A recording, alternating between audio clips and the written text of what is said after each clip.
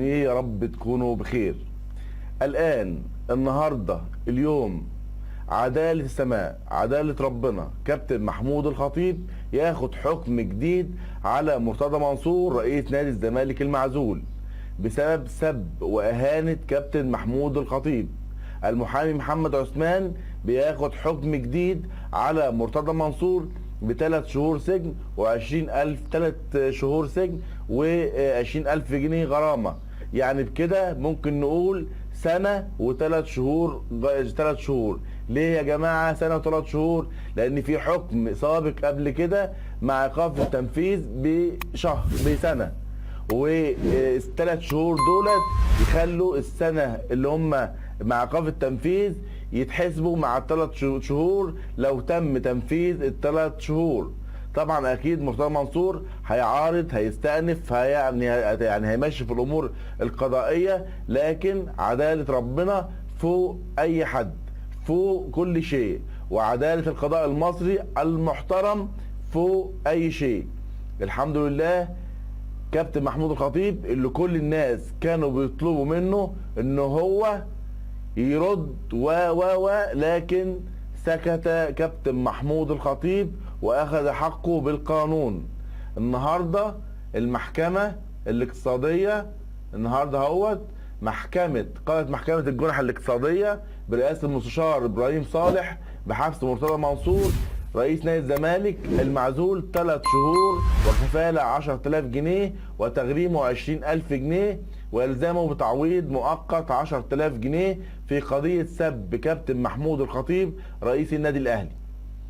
وتضمن الحكم إلزامه بالمصاريف وأتعاب المحاماة في القضية رقم 728 لسنة 2023 جنح اقتصادية القاهرة المرفوعة من المحامي محمد عثمان لصالح الكابتن محمود الخطيب ورئيس مجلس إدارة النادي الأهلي التي يتهم فيها مرتضى منصور بالشتم وإساءة استخدام وسائل التواصل الاجتماعي. يا ترى يا هل ترى ده هيكون آخر حكم ياخده رئيس نادي الاهلي كابتن محمود الخطيب الاسطوره على مرتضى منصور رئيس نادي الزمالك، ولا كده سدى الستار؟ اعتقد ان ما زالت هناك يعني اواضي اخرى من كابتن محمود الخطيب واخرين ضد مرتضى منصور رئيس نادي الزمالك.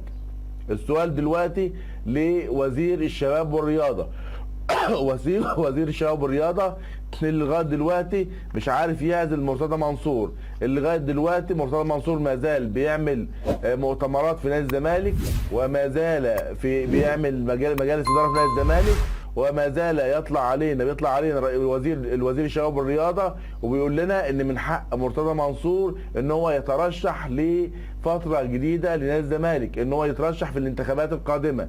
هل يا ترى والسؤال لوزير الشباب والرياضه، هل يحق لمرتضى منصور الان بهذا الشكل وبحبسه شهر وبحبسه دلوقتي حكم عليه ب3 شهور وفي سنه كمان، هل يا ترى يحق لمرتضى منصور رئيس الزمالك المعزول الترشح في انتخابات قادمه يا معالي وزير الشباب والرياضه ولا لا؟ واخيرا ده نصر من الله، كابتن محمود الخطيب ينتصر للاخلاق، ينتصر للهدوء، ينتصر للقانون، ينتصر ل يعني احترامه لنفسه، فيعني صمته احترام، رده بالاحترام، اخذ حقه بكل شفافيه واحترام من القضاء المصري المحترم. وشكرا كل الشكر للقضاء المصري يعني المحترم اللي رجع لنا الثقه يعني في انفسنا وفي العداله. وطبعا كل الشكر والحمد لرب العالمين، الحمد لله على كل شيء، والف مبروك لكابتن محمود الخطيب. اشكركم والسلام عليكم ورحمه الله وبركاته.